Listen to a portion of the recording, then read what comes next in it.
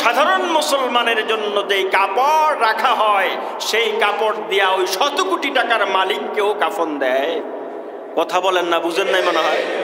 ওর জন্য কবর কি একটা বাড়ির মতো করে করে না 3.5 হাত আর কোমর পর্যন্ত বা বুক পর্যন্ত মাটি গর্ত করা হয়, না তার ভিতরে ভালাখানা বানানো হয়? তাহলে মাটি কবরের সাইজও সমান, কাপড়ও সমান। 100 কোটি টাকার বাহাদুরি করনে ওয়ালাদেরকে আল্লাহ রাব্বুল আলামিন এই আয়াতের ভিতরে সবক দেন। কারণ আমি হাজার হাজার কোটি টাকা নাজায়েজ পন্থায় ইনকাম করলাম, আমার নাক নিঃশ্বাস আর নিতেছে না অথবা ছাড়ছে না, সবাই বলে অমুক চৌধুরী সাহেব মৃত্যুবরণ করেছে, চৌধুরী সাহেব আর দুনিয়াতে নাই, বলে কি না? তাহলে চৌধুরী সাহেব হাজার কোটি টাকার গরম নিয়ে এখন কোথায়? দুনিয়াতে আছে না নাই? বলে উনি আর পৃথিবীতে বেঁচে নাই, উনি আর পৃথিবীতে নাই। আমার হাজার কোটি টাকার সম্পদ দুনিয়াতে আছে, তো এগুলা কি কেউ বলে দিতে হবে ছেলের জন্য এটা, মেয়ের জন্য এটা? না কোরআন বলে দেয়, আল্লাহ বলে দেয় ছেলের জন্য এত শতাংশ, মেয়ের জন্য এত শতাংশ। তার মানে বুঝলাম চৌধুরী সাহেব নামাজ বাদ দিয়া, রোজা বাদ দিয়া, অন্যের উপরে জুলুম করে, অন্যের টাকা আত্মসাৎ করে, অন্যের জমি দখল করে হাজার কোটি টাকার যে সম্পদ বানিয়েছে, তিনি 3টা কাফনের কাপড় নিয়ে কবরে চলে গেছে। এখন তার ওই অনৈতিক সব সম্পত্তির মালিক হলো তার সন্তানরা। এর চেয়ে বড় বোকা আর কে হতে পারে? আমি আমার আখিরাত শেষ করে ধ্বংস করে দিয়ে আমি আমার দুনিয়াতে সম্পদ রেখে গেলাম। এই সূরার শেষে আল্লাহ পাক রব্বুল আলামিন মুমিনদেরকে এই ওয়াজটাই করেন। আল্লাহ রব্বুল আলামিন বলেন, ফাআম্মা মান আ'তা ওয়াত্তাকা। অতঃপর এই সাইর ভিতরে যারা মানুষকে আল্লাহর সন্তুষ্টির জন্য দান করে, অথবা যেখানে আল্লাহর সন্তুষ্টি প্রয়োজন হয় সেখানে তারা দান করে, দানটা দানবীর হওয়ার জন্য নয়, বরং আল্লাহ রাব্বুল আলামিন বলেন ওয়াত্তাকা, এবং তারা তাকওয়া অর্জন করে। সাহাবীদের ভিতরে একজন সাহাবী ছিল অত্যন্ত গরিব। মদিনায় তাবুক যুদ্ধের ঘোষণা হয়ে গেল। আল্লাহ রাসূল বাইতুল মালে সম্পদ সংগ্রহের জন্য ডাক দিলেন। সব সাহাবীরা অনেক ঘরের থেকে সব মালগুলা এনে এনে রাসূলের বাইতুল মালে জমা করে। হযরতে আবু বকর সব মালগুলা নিয়ে আসলো, হযরতে ওমর অর্ধেক মাল নিয়ে আসলো, এভাবে হযরতে ওসমান, হযরতে আলী সবাই মাল নিয়ে নিয়ে রাসূলের কাছে আসে। ওই সাহাবী সারাদিন ইহুদির বাড়িতে কাজ করে মাত্র 7টা খেজুর পেয়েছে, উন্নত জাতের খেজুর। ঘরের ভিতরে তার সন্তান আছে, স্ত্রী আছে, তারা না খেয়ে আছে। এই সাহাবী যে খাদ্যটা নিয়ে যাবে, সন্তান আর স্ত্রীরা সেগুলা খেয়ে ঘুমিয়ে যাবে। মদিনার ভিতরে ঢুকেই দেখে বাইতুল মালের অর্থ সংগ্রহ চলছে, সম্পদ সংগ্রহ চলছে। সাহাবী চিন্তা করলো, আমার ঘরের ভিতরে এমন কোনো সম্পদ নাই, আমি ঘরে গিয়া সেই সম্পদটা নিয়ে বাইতুল মালে জমা করব। সাহাবী চিন্তা করলো, যা সম্পদ আছে আজকের দিনের খাওয়ার সম্পদটুকু আমার কাছে আছে 7টা খেজুর। এখন বারবার তাকায়, সাহাবীরা অনেক কিছুই দিচ্ছে, আমি শুধু 7টা খেজুর আল্লাহর দরবারে কিভাবে দেই, আল্লাহর রাস্তায় কিভাবে দেই। ডানে বামে তাকায়, দেখে কেউ দেখে কিনা। যখনই দিতে গেলে কোনো সাহাবীর নজর পড়ে, আস্তে হাতটা পিছনে নিয়ে যায়। লজ্জায় সাহাবীরা এত কিছু দিচ্ছে, আমি আমার এই মুষ্টিমেয় খেজুরগুলা কিভাবে বাইতুল মালে দিতে পারি, না জানি আবার দেখে কোন তিরস্কার করে ফেলে। কিছুক্ষণ পর পাহারা দেওয়ার পর দেখলেন না, ওই বাইতুল মালের যেখানে সম্পদ স্তূপ করা সেখানে আর কেউ তাকায় না। আস্তে করে খেজুরগুলা রেখে চলে গেলেন। স্ত্রীকে বললেন, দেখো সারাদিন কষ্ট করেছি, একটু খাদ্যের জন্য, খাদ্য খেলে তো আমাদের পেটের আগুনটা বন্ধ হতো, পেটের ক্ষুধাটা নিবারণ হতো। এর ভিতরে আল্লাহর হুকুম এসেছে, রসুলের অর্ডার এসেছে বাইতুল মালে মাল জমা করার। ও আমার স্ত্রী, আমার কাছে দেওয়ার মতো কিছু ছিল না, সারাদিন কষ্ট করে করে যেই পুঁজিটা হয়েছে সেটাই আল্লাহর রাস্তায় দিয়ে এলাম। ইলাহুল আলামিন জানেন, বান্দা আমাদের প্রচেষ্টা ভিন্ন ভিন্ন, আমাদের প্রচেষ্টা অনেক। এজন্যই আল্লাহ রাব্বুল আলামিন কুরআনুল কারীমের ভিতরে বলেন, ইন্না সা'য়াকুম লাশাত্তা, নিশ্চয়ই তোমাদের প্রচেষ্টা প্রত্যেকের ভিন্ন ভিন্ন, একাধিক অনেক প্রচেষ্টা। আপনি সকাল 9টা 9:30 বাজে গুলিস্তানের এখানে গিয়ে দাঁড়িয়ে থাকবেন, দেখবেন কেউ গাড়ি জোরে চালাচ্ছে, কেউ গাড়ি থেকে নামছে, কেউ গাড়ি থেকে উঠছে, কেউ পায়ে হেঁটে যাচ্ছে, কেউ রাস্তা পার হচ্ছে। সবার মাথার ভিতরে একটা টেনশন, তো সবাই কোনো না কোনো গন্তব্যে ছুটে যায়। তো আল্লাহ রাব্বুল আলামিন বুঝান, বান্দা দুনিয়াতে আসার পরে তোমার চেষ্টা, তোমাদের চেষ্টাগুলো ভিন্ন ভিন্ন হবে। ভিন্ন কীরকম? আমরা কেউ দুনিয়া কামানোর জন্য দিন রাত দুনিয়ার গোলামি করব, আবার কেউ একটা নেকি কামানোর জন্য সারাদিন সারা রাত মেহনত করবে। আল্লাহর ইবাদত করার পরেও টেনশনে থাকবে, আল্লাহ ইবাদতটা কবুল হয়েছে কিনা জানি না। এই সূরাটা নাজিল হওয়ার একটা প্রেক্ষাপট আছে। প্রেক্ষাপটটা হলো, আমার কথাগুলো একটু গুরুত্ব সহকারে শুনতে হবে। প্রেক্ষাপট হলো, মক্কি জীবনের রাসূলের প্রথম সময়ে যখন আল্লাহ রাসূলের আহ্বানে সাড়া দিয়ে মক্কার গরিব লোকগুলো দেখলো আমাদের স্বাধীনতা এবং আমাদের অধিকার একমাত্র ইসলামই দিতে পারে। সাইয়্যিদুল মুরসালিন মুহাম্মদুর রাসূলুল্লাহ সাল্লাল্লাহু আলাইহি ওয়াসাল্লাম যে দাওয়াত দিচ্ছেন, সেই দাওয়াতের ভিতরে মানবতার মুক্তি, আর না হয় মানবরচিত মানবতন্ত্র দিয়া মক্কার কুফফারে কুরাইশরা যে নিয়ম কানুন বানাইছে, এগুলোর ভিতরে শোষণের নীতি রয়েছে। অতএব যখন এই গোলামগুলা দুনিয়া এবং আখিরাতে মুক্তি লাভের উদ্দেশ্যে এরা সব মুসলমান হওয়া শুরু করছে, তখন মুনিবগুলার মাথা খারাপ হওয়া শুরু হয়েছে। গোলামকে যেরকম শাস্তি দেওয়া যায়, স্বাধীন মানুষকে শাস্তি দেওয়া যায় না। কারণ স্বাধীন একজন মানুষকে যদি শাস্তি দিতে যায়, তার কবিলা গোত্ররা এসে ঢাল হিসেবে দাঁড়িয়ে যাবে। কিন্তু একজন গোলাম, আমার কেনা গোলাম, তার যা খুশি তাই করব। যখন বিভিন্ন জায়গাতে গোলামদের উপরে চরম নিপীড়ন নিষ্পেষণ শুরু হয়ে গেছে, আবু বকর রাদিয়াল্লাহু আনহু, তিনি একজন সফল তাজির এবং ব্যবসায়ী ছিলেন। তিনি দেখলেন এই গোলামগুলোকে যদি ওরা মারতেই থাকে ইসলাম কবুলের অপরাধে, তাহলে সামনের আরো যারা মুসলমান হতে চায় তাদের ভিতরে ভয় ঢুকে যেতে পারে। আর এখন যদি এদেরকে আজাদ করে দেওয়ার কোনো ব্যবস্থা করে নেওয়া যায়, হয়তো ইসলামটা আরো সামনে সম্প্রসারিত হবে। এখানে ব্যক্তিগত কোনো স্বার্থ নাই, স্বার্থটা হলো একজন মুসলমানকে চরম নির্যাতন, চরম নিষ্পেষণ, এই নির্যাতনের স্টিম রোলার থেকে বাঁচিয়ে একটু স্বস্তি দেয়া। তিনি খবর নিলেন যে এই গোলামটা বিক্রি করতে কত টাকা লাগে, যেই গোলামের উপরে সর্বোচ্চ নির্যাতন চলে। তো গোলামের দাম যদি হয় 100 দিনার, তো মালিকে চিন্তা করে আবু বকর তো বড় তাজের, এর থেকে একটু বেশি এলোই, আর মুসলমান গোলাম দিয়ে কর্ম কি বলে 200 দিনার। হযরত আবু বকর আর মুলামুলি করে না, বলে দেন, দিয়া দেন। 200টা দিনার বাড়ি থেকে আইনা ওই মালিকরে দিয়া বলে, যাও আজকে থেকে তুমি আজাদ। সুবহানাল্লাহ বলবেন না? এটা ওয়াজ করতে যত সোজা, বলতে যত সোজা, করতে অত সোজা না। মসজিদ নির্মাণ করতে আমাদের কাছে মসজিদ কমিটিওয়ালারা, ইমাম সাহেব, খতিব সাহেবরা কতবার চাওয়ার পরে পকেট থেকে 100টা টাকা আমাদের বের হয়। আর তৎকালীন যুগে ডাবল দাম দিয়ে একজন গোলাম কিনে বলতেছে, আমার কোনো স্বার্থ তোমার কেনার ভিতরে আমার কোনো স্বার্থ নাই, আমার স্বার্থ ঈমানের স্বার্থ, দ্বীনের স্বার্থ, ইসলামের স্বার্থ, তোমাকে আমি আজাদ করে দিলাম। একটা দুইটায় নয়, যখন বারবার করা শুরু করলো, বেলাল হাবশি পর্যন্ত গিয়া পৌঁছলো। এখন তার বাবা আবু কুহাফা বলে, আবু বকর কি শুরু করছো?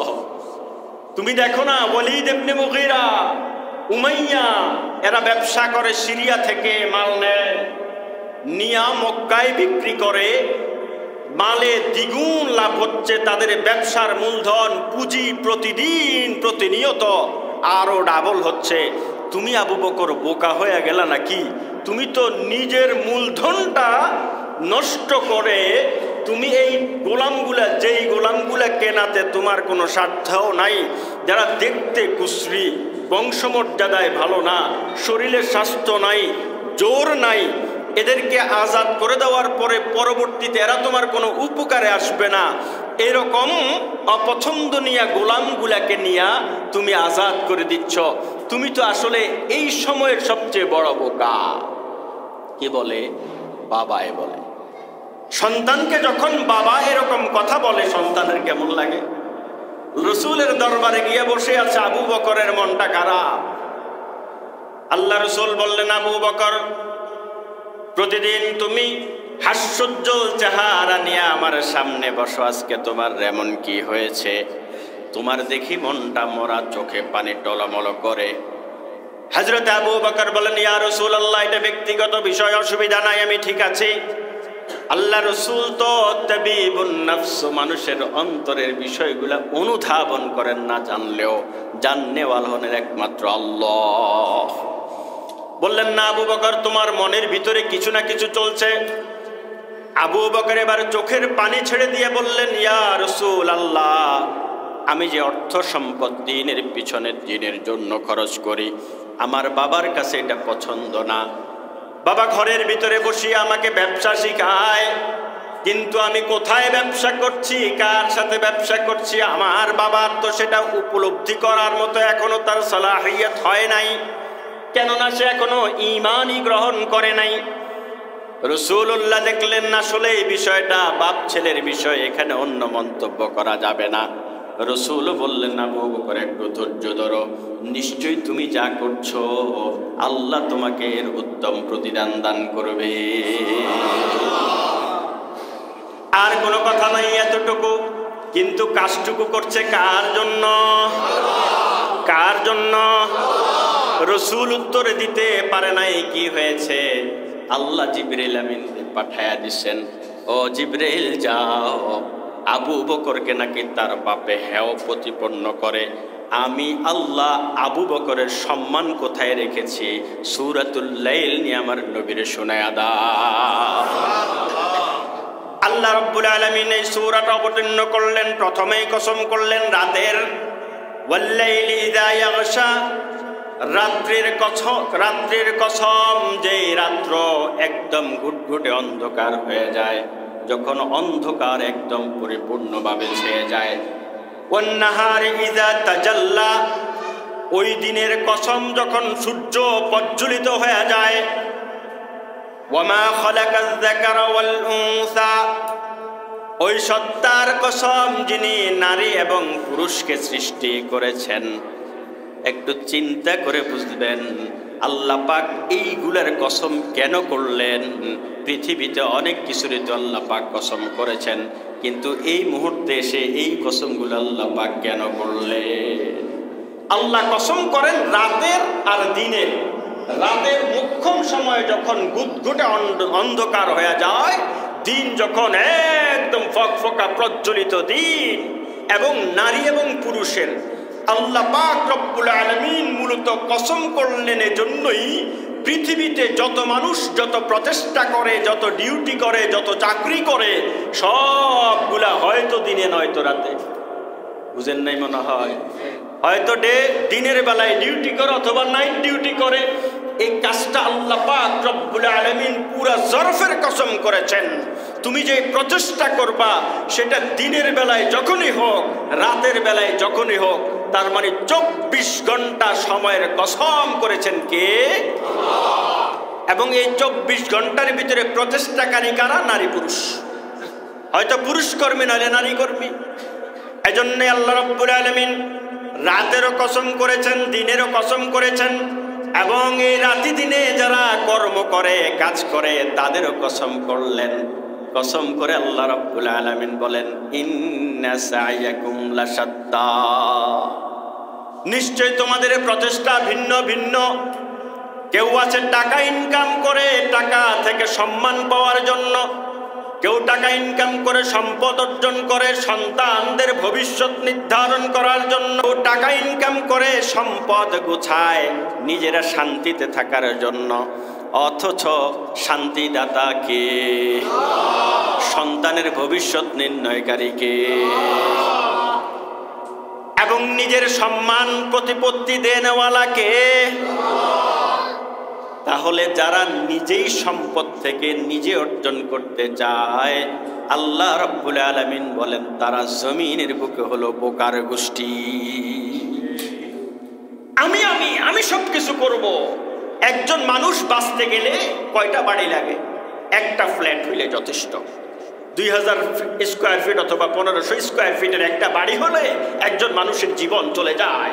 আপনি 10টা বাড়ি করতে হবে ব্যাংক লোন নিয়ে, সুদের টাকা নিয়ে। তার মানে আপনি মনে করেন আপনার এই সম্পদ আপনাকে সম্মান এনে দিবে, আপনার এই সম্পদ আপনাকে বিপদ থেকে বাঁচাবে, আপনার এই সম্পদ আপনাকে শান্তি এনে দিবে। কিন্তু সম্পদের পিছনে পড়ে শান্তি দাতা আমার উপরে নাখোশ হয়ে আছে, এটার দিকে কেউই তাকায় না।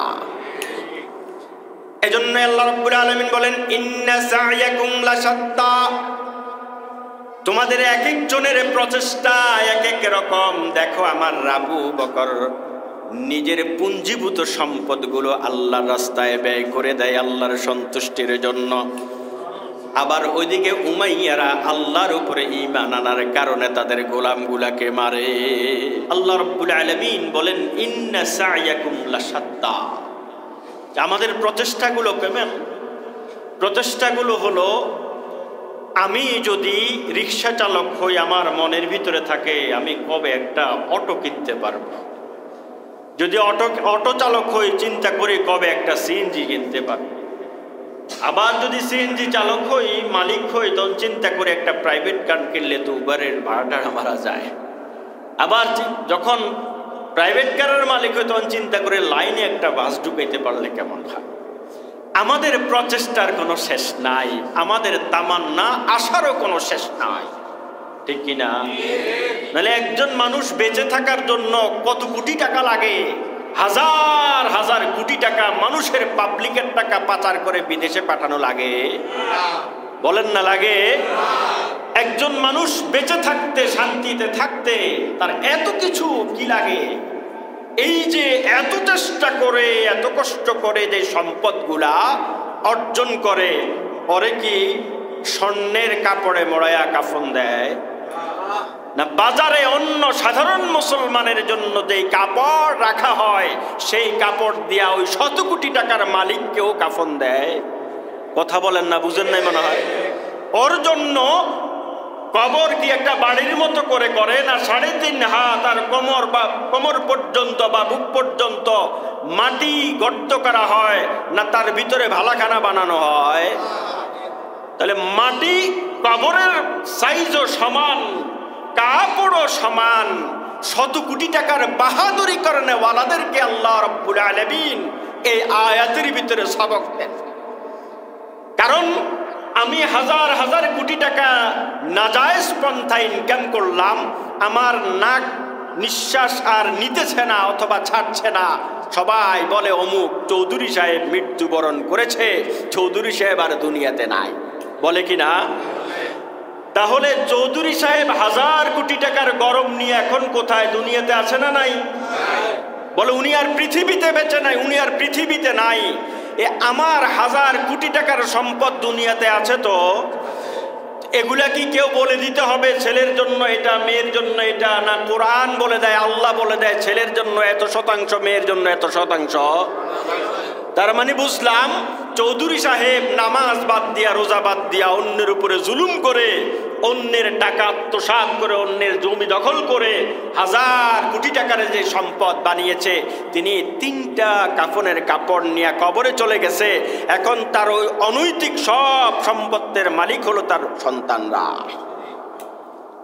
এর চেয়ে বড় বোকা আর কে হতে পারে? আমি আমার আখিরাত শেষ করে ধ্বংস করে দিয়ে আমি আমার দুনিয়াতে সম্পদ রেখে গেলাম। এই সূরার শেষে আল্লাহ পাক রব্বুল আলামিন মুমিনদেরকে এই ওয়াজটাই করেন।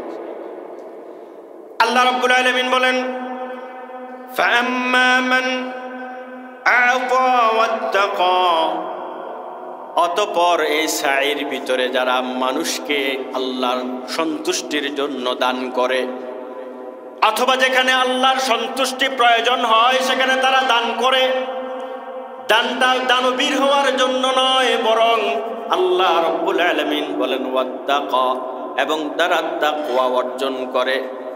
সাহাবীদের ভিতরে একজন সাহাবী ছিল অত্যন্ত গরিব। মদিনায় তাবুক যুদ্ধের ঘোষণা হয়ে গেল। আল্লাহ রসুল বাইতুল মালে সম্পদ সংগ্রহের জন্য ডাক দিলেন। সব সাহাবীরা অনেক ঘরের থেকে সব মালগুলা এনে এনে রসুলের বাইতুল মালে জমা করে। হযরতে আবু বকর সব মালগুলা নিয়ে আসলো, হযরতে ওমর অর্ধেক মাল নিয়ে আসলো, এভাবে হযরতে ওসমান, হযরতে আলী সবাই মাল নিয়ে নিয়ে রসুলের কাছে আসে। ওই সাহাবী সারাদিন ইহুদির বাড়িতে কাজ করে মাত্র 7টা খেজুর পেয়েছে, উন্নত জাতের খেজুর। ঘরের ভিতরে তার সন্তান আছে, স্ত্রী আছে, তারা না খেয়ে আছে। এই সাহাবী যে খাদ্যটা নিয়ে যাবে, সন্তান আর স্ত্রীরা সেগুলা খেয়ে ঘুমিয়ে যাবে। মদিনার ভিতরে ঢুকেই দেখে বাইতুল মালের অর্থ সংগ্রহ চলছে, সম্পদ সংগ্রহ চলছে। সাহাবী চিন্তা করলো, আমার ঘরের ভিতরে এমন কোনো সম্পদ নাই, আমি ঘরে গিয়া সেই সম্পদটা নিয়ে বাইতুল মালে জমা করব। সাহাবী চিন্তা করলো, যা সম্পদ আছে আজকের দিনের খাওয়ার সম্পদটুকু আমার কাছে আছে 7টা খেজুর। এখন বারবার তাকায়, সাহাবীরা অনেক কিছুই দিচ্ছে, আমি শুধু 7টা খেজুর আল্লাহর দরবারে কিভাবে দেই, আল্লাহর রাস্তায় কিভাবে দেই। ডানে বামে তাকায়, দেখে কেউ দেখে কিনা। যখনই দিতে গেলে কোনো সাহাবীর নজর পড়ে, আস্তে হাতটা পিছনে নিয়ে যায়। লজ্জায় সাহাবীরা এত কিছু দিচ্ছে, আমি আমার এই মুষ্টিমেয় খেজুরগুলা কিভাবে বাইতুল মালে দিতে পারি, না জানি আবার দেখে কোন তিরস্কার করে ফেলে। কিছুক্ষণ পর পাহারা দেওয়ার পর দেখলেন না, ওই বাইতুল মালের যেখানে সম্পদ স্তূপ করা সেখানে আর কেউ তাকায় না। আস্তে করে খেজুরগুলা রেখে চলে গেলেন। স্ত্রীকে বললেন, দেখো সারাদিন কষ্ট করেছি, একটু খাদ্যের জন্য, খাদ্য খেলে তো আমাদের পেটের আগুনটা বন্ধ হতো, পেটের ক্ষুধাটা নিবারণ হতো। এর ভিতরে আল্লাহর হুকুম এসেছে, রসুলের অর্ডার এসেছে বাইতুল মালে মাল জমা করার। ও আমার স্ত্রী, আমার কাছে দেওয়ার মতো কিছু ছিল না, সারাদিন কষ্ট করে করে যেই পুঁজিটা হয়েছে সেটাই আল্লাহর রাস্তায় দিয়ে এলাম। পেটের আগুনটা একটু সহ্য করে নাও, সন্তানটাকে কোনো রকম ঘুম পাড়াইয়া দাও। পেটের আগুনটা যদি সহ্য করে নিতে পারো, আল্লাহ রব্বুল আলামিন হতে পারে উসিলায় জাহান্নামের আগুনটা আমার আপনার জন্য, আমার এবং তোমার জন্য ঠান্ডা করে দিবে। এশার নামাজটা জামাতের সাথে পড়ে শুয়ে গেলেন। ফজরের সময় যখন নামাজে এলেন, আল্লাহ রসুল এলান করলেন, অমুক সাহাবী কোথায়।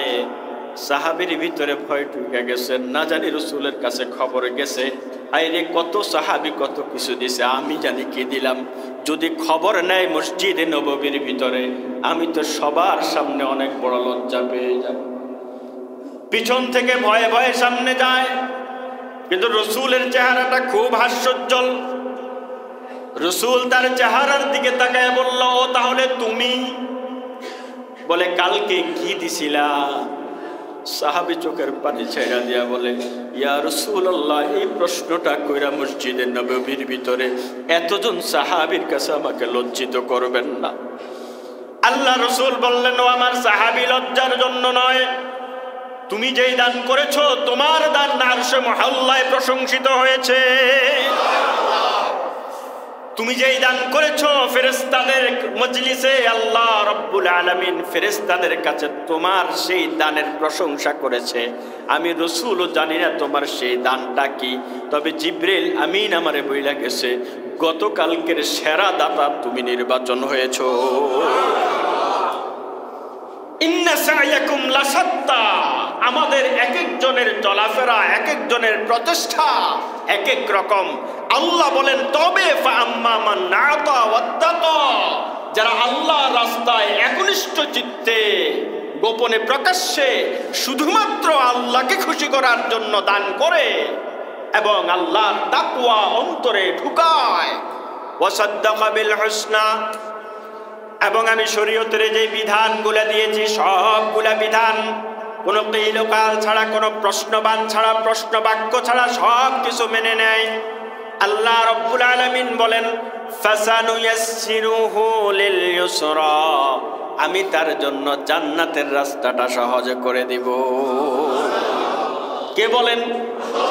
আল্লাহ বলেন। তাহলে যারা আবু বকরকে নিয়ে তিরস্কার করত, আবু বকর ফকির হয়ে যাচ্ছে, আবু বকর গরিব হয়ে যাচ্ছে, আবু বকর সব সম্পদ আল্লাহ রাস্তায় ব্যয় করে ফেলছে, আবু বকরের লাভটা কি হবে? আল্লাহ বলে আবু বকরের কি লাভ হবে সেটা আমি আল্লাহ নিজে প্রকাশ করে দিচ্ছি। ফাসানুয়াসসিরুহু লিল ইউসরা, আমি আল্লাহ তার জান্নাতের রাস্তাটা সহজ করে দেব। ওয়া আম্মা মান বাখিলা ওয়াস্তাগনা, এবং যে নাকি বখিলি করলো এবং নিজেকে স্বয়ম্বর দাবি করলো, তার কাছে ইয়াতিম মিসকিন গেলে বলে তোর কি আমার কাছ থেকে পাওনা ছিল নাকি, কেন আসছস? ওলামায়ে কেরাম দানের ওয়াজ করলে বলে হুজুর গো পণ্ডিতি বেশি, এই জন্যই হুজুররা মানুষের দ্বারে দ্বারে খায়, আছে না নাই? কুটিপতিরা ভাবে আমি কুটিপতি, আমি ওদেরকে না দিলে ওরা চলবে না। অনেকের আমাদের সমাজে অনেক বিত্তবানদের ধারণা আমি মসজিদে চাঁদা না দিলে ইমাম সাহেব খালি পেটে থাকবে, আমি মাদ্রাসায় আমি দান না করলে ওলামায়ে কেরাম তালেবে ইলমগুলা না খেয়ে মরবে, এরকম অনেকের ধারণা আছে না নাই? অথচ এই রিজিকের মালিক কে? অবিত্তবান সম্পদশালী ভাইয়েরা এতটুকু মনে রাখবেন, আপনার জমিনের উপরে যেই বিশাল বড় ফ্যাক্টরি, বিশাল বড় অফিস চলে, জাপানের দিকে একটু খেয়াল করে দেখেন, কোরিয়ার দিকে খেয়াল করে দেখেন, শ্রীলঙ্কার সমুদ্রের পাড়ের অঞ্চলগুলোর দিকে খেয়াল করে দেখবেন, বিশাল বিশাল অট্টালিকা জমির অল্প কিছুক্ষণের ঝাঁকুনিতে সব জমিনের নিচে চলে যায় কিনা? এমনও তো হতে পারে ভোর রাত্রে যখন আযাবের ফেরেশতারা আসে, দেখে আল্লাহ রাব্বুল আলামিন বলেছেন এখানে ভূমিকম্প দেওয়ার দরকার, তখন ফেরেশতারা এসে দেখে এই যে মাদ্রাসার ছোট্ট ছোট্ট বাচ্চাগুলা, যেগুলো আপনি সমাজের অপাঙ্ক্তেও ভাবেন, ভোর রাত্রে ফজরেরও আধা ঘন্টা এক ঘন্টা আগে বসে বসে আল্লাহর কালাম এভাবে পড়ে, তখন ফেরেশতারা আল্লাহর কাছে ফরিয়াদ করে, আল্লাহ যেই জমিন উল্টে দেওয়ার জন্য পাঠাইছেন, যেই জমিন জলজলা ভূমিকম্প দেওয়ার জন্য পাঠাইছেন, ওখানে ছোট্ট ছোট্ট নবীর উম্মতগুলা বসে বসে কোরআন তেলাওয়াত করে জমিনটা কেমনে পাল্টায়, কেমনে জলজালা দেই, ভূমিকম্প দেই। আল্লাহ রাব্বুল আলামিন হয়তো এই শিশুগুলার উসিলা করে আপনার সম্পদ, আপনার অট্টাগুলোগুলাকে এখন পর্যন্ত নিরাপদ রেখেছে। যাদেরকে জমিনের বোঝা মনে করেন আপনার সম্পদ হতে পারে, তাদের জন্য এখনো নিরাপদ। আমি সব সময় বলি, আমি একটা মাদ্রাসা চালাই, আমি সব সময় তালেবে ইলমদেরকে বলি, উস্তাদদেরকে বলি, আল্লাহ যদি একটা কুকুরকে খাওয়ায়, আল্লাহ যদি একটা শুকুরকে খাওয়ায়, আল্লাহ যদি হিংস্র জানোয়ারদেরকে খাওয়ায়, তোমরা জমিনের শ্রেষ্ঠতম মানুষ, আল্লাহ পাকের সৈনিক, কুরআন হেফাজতের সৈনিক, রসুলের মিরাস প্রাপ্ত ওয়ারিস, আল্লাহ তোমাদেরকে না খাওয়ায় রাখবে না, বরং যাদের মালে হারাম ঢুকে গেছে, তাদের দিলগুলা একদম ইস্তেগনায় ভরে গেছে, অহংকারে টয়টম্বুর হয়ে গেছে, তাদের মাল থেকে আল্লাহ খাওয়াতে চান না, তারা নিষ্কলুষ সম্পদ ছাড়া আল্লাহ তোমাদের রিজিকে আনবে না। এই জন্য অনেক কোটিপতি থাকার পরও তোমরা দুপুর বেলায় শুধু ডাল দিয়ে ভাত খেতে হয়। বুঝেন নাই? বলে হুজুর পাগলের সুখ মনে মনে, নিজের সান্ত্বনা নিজে নিয়ে নেন, এটা বুঝার জন্য কলবে সলিম, এটা এমনি বুঝে আসবে না। আল্লাহ রাব্বুল আলামিন বলেন ওয়া কাযযাবা বিল হুসনা, শরীয়ত নিয়ে যারা মিথ্যা নিজেদের দিলের ভিতরে বিভিন্ন ধরনের প্রপাগান্ডা তো শুনে শুনে নিজেদের দিলের ভিতরেও সন্দেহ সংশয় তৈরি হয়ে যায়। এরা শরীয়ত আর মানতে চায় না। আল্লাহ রব্বুল আলামিন বলেন, এরা দুনিয়ার সব কিছু কামাইতে পারে, কিন্তু আমি আল্লাহ বলে দিলাম, ওই যে উমাইয়া ওয়ালিদ ইবনে মুগীরার মিসাল দিছিলা, আল্লাহ বলেন ফাসানুয়াসসিরুহু লিল উসরা, আমি তার ঠিকানা করব জাহান্নাম, জাহান্নামের পথটা তার জন্য আমি সহজ করে দিব। কে বলেন? কে বলে? এরপরে আল্লাহ মূল কথাটাই আসেন, ওয়ামা ইউগনি আনহু মালুহু ইযা তারাদ্দা, যেদিন আমি আল্লাহ বলবো খুযুহু ফাগুল্লুহু সুম্মাল জাহিমা সাল্লু, ওরে ধর। দুনিয়াতে ডিক্টেটরি কায়েম করে রাখছিল, অহংকার বশত আলেমদেরও ইহানত করেছিল, অহংকার করে আল্লাহ রাস্তায় দান করে নাই, এবং শরীয়তের বিরুদ্ধে প্রপাগান্ডাতে লিপ্ত ছিল, ওরে ধর। আল্লাহ বলেন 1000 কোটি টাকা নিয়ে আসলো, সেদিন তার 1000 কোটি টাকা তাকে আল্লাহর পাকড়াও থেকে বাঁচাতে পারবে না। অতএব উমাইয়া ওয়ালিদ ইবনে মুগীরা এরা যতই কামা, এদের এই সম্পদ এদেরকে আল্লাহর পাকড়াও থেকে বাঁচাতে পারবে না। এটা কার কথা? আল্লাহ বলেন ইন্না ইলাইনা লাল হুদা, আমি কলবের ভিতরে হেদায়েতের বাতি জ্বালানোকারী, আমি পথ দেখাই। আবু বকরের অন্তরের ভিতরে দানের হেদায়েতটা আমি জ্বালাইছিলাম। অতএব এই যে দান করতেছে, এই আলো দিয়ে সে জান্নাত কিনে নিবে আল্লাহ থেকে। আল্লাহ রাব্বুল আলামিন ওয়া ইন্না লানা লাল আখিরাতা ওয়াল উলা, আলেমরা বুঝবেন এখানে ইবারতটা এমন হওয়া দরকার, বা আমরা ভাষাবিদ হিসেবে বলতে পারি ওয়া ইন্নাল আখিরাতা ওয়াল উলা লানা, আখিরাত পূর্বপর সব কিছু আমার, দুনিয়া আখিরাতের সব কিছুর আধিপত্য আমার। আল্লাহ লানাকে আগে আনলেন, ওয়া ইন্না লানা লাল আখিরাতা ওয়াল উলা, তাকিদের সাথে, তার মানে দুনিয়া এবং আখিরাতের সব মঙ্গল, সব সফলতা একমাত্র আমার। আত-তাকদীমু মা হাক্কু তাখির ইউফিদুল হাসরা ওয়াল খাসরা। আল্লাহ পাক এখানে লানা শব্দটাকে আগাই না বুঝান, সব কিছুর একক আধিপত্য, একক মালিকানা কার? এরপর আল্লাহ রাব্বুল আলামিন বলেন ফাআনযারতুকুম নারান তালাযা, লেলিহান আগুনের তোমাদেরকে ভয় দেখাই। লা ইয়াসলাহা ইল্লাল আশকা, ওখানে যারা চরম হতভাগা তারাই সেই আগুনের ভিতরে জ্বলবে। আল্লাযী কাযযাবা ওয়া তাওয়াল্লা, যে নাকি মিথ্যা সাব্যস্ত করেছে দিনকে, এবং দিনের আলো থেকে নিজেকে পিঠ মুড়িয়ে নিয়েছে। এরপর আল্লাহ রাব্বুল আলামিন বলেন ওয়াসায়ুজান্নাবুহাল আতকা, আর মুত্তাকি যারা আল্লাহ রাস্তায় দান করেছে, তাকওয়া অর্জন করেছে, তাদের থেকে আগুন যোজন যোজন দূরে থাকবে। আল্লাযী ইউতি মালাহু ইয়াতাযাক্কা, যে নাকি তার মালকে পরিশুদ্ধির জন্য আল্লাহর রাস্তায় দান করেছেন। ওয়া মা লি আহাদিন ইনদাহু মিন নি'মাতিন তুজজা, এমন নয় মাল দিলে তার কিছু উপকার হতো, অথবা তার কেউ উপকার করেছে, সেই উপকারের প্রতিদান হিসেবে আল্লাহর রাস্তায় দিয়েছে। আল্লাহ বলেন ইল্লা বিতিগা ওয়াজহি রাব্বিহিল আ'লা, হাজার হাজার শত শত দিনার খরচ করে করে আবু বকর যেই গোলামগুলাকে মুক্তি দিচ্ছে, এগুলা শুধুমাত্র আমি আল্লাহকে সন্তুষ্টির জন্য দিচ্ছে। আমি আল্লাহ আবু বকরের কলবের সাক্ষী দিয়ে দিলাম। শুধু তার বাবা তিরস্কার করছে, আর আল্লাহ পাক রব্বুল আলামিন পূর্ণাঙ্গ একটা সূরা অবতীর্ণ করে দিলেন।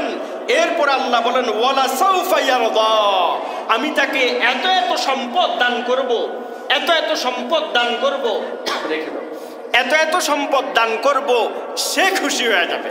বুঝেন নাই মনে হয়? একটা হলো আমি খুশি হয়ে তাকে দেব, আরেকটা হলো আমি এত বেশি দান করব, সে খুশি হয়ে যাবে। ওয়ালা সাউফা ইউতিকা রাব্বুকা ফাতারদা, রাসূলের ব্যাপারেও আল্লাহ বলেছেন আমি রাসূলকে এমন পরিমাণ আমার নিয়ামত দিব, রাসূল তুমি আমার উপরে খুশি হয়ে যাবে। তাহলে বুঝা গেল আল্লাহ পাক রব্বুল আলামিন এই আয়াতের ভিতরে মূল আয়াত যেটা ইন্না সাইয়াকুম লাশাত্তা, আমাদের প্রচেষ্টা ভিন্ন ভিন্ন। কেউ ফজরের আধা ঘন্টা আগে শরীরের ফিটনেস ঠিক রাখার জন্য দৌড়ায়, আর কেউ ফজরের 1.5 ঘন্টা আগে বিছানায় সিজদায় গিয়ে আল্লাহর কাছে কাঁদে। কেউ কেউ স্কুলে কেজি স্কুলে সন্তানকে নেওয়ার জন্য সকাল বেলায় উঠে পাকশাকের রুমে গিয়া হাড়ি পাতিল মাজা শুরু করে দেয়, আর কেউ তাসবিহ হাতে আল্লাহর কাছে রোনাজারি করে, আল্লাহ পাকের পক্ষ থেকে ক্ষমা প্রার্থনা শুরু করে দেয়। আছে না নাই? কেউ ব্যবসায় বসে বসে কিভাবে আরেকজনকে ধোঁকা দেয়া যায়, আর কেউ বসে বসে চিন্তা করে আমার ঘরের পাশে অসহায় মানুষটাকে কিভাবে সহযোগিতা করা যায়। এজন্যই আল্লাহ বলেন ইন্না সায়াকুম লাশাত্তা। মুসলমান, এবার আমাদের সিদ্ধান্ত নেয়ার পালা, আমরা কার পক্ষে যাব। আমরা যাদের জন্য জাহান্নামের রাস্তা প্রশস্ত করে দিবেন, আল্লাহ সহজ করে দিবেন, তাদের পথে যাব, নাকি আল্লাহ যাদের জন্য জান্নাতের রাস্তা সহজ করে দিবেন তাদের জন্য যাব, তাদের কাছে যাব। আল্লাহ পাক রব্বুল আলামিন এ কোরআনুল কারীম থেকে যে কথাগুলো বললাম সেগুলোর উপর আমল করার তৌফিক দান করুন। ওয়া মা আলাইনা ইল্লাল বালাগ।